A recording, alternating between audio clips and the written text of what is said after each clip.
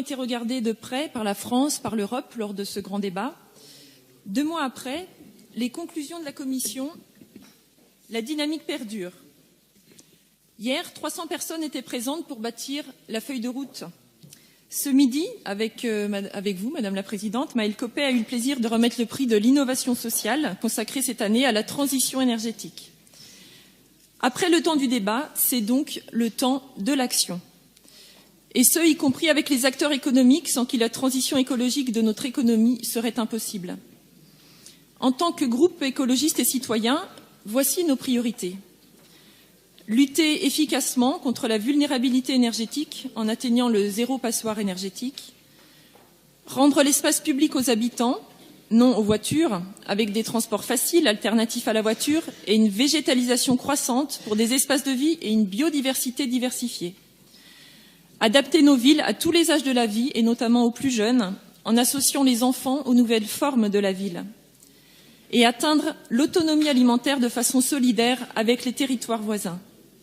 Nous avons les leviers pour cela et nous devons nous en saisir dès maintenant avec le plan de déplacement urbain, le plan local de l'habitat, le projet alimentaire de territoire et notre plan climat, air, énergie territoriale.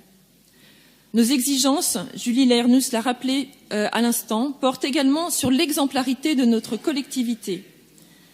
15 000 scientifiques nous alertent sur l'état de la planète.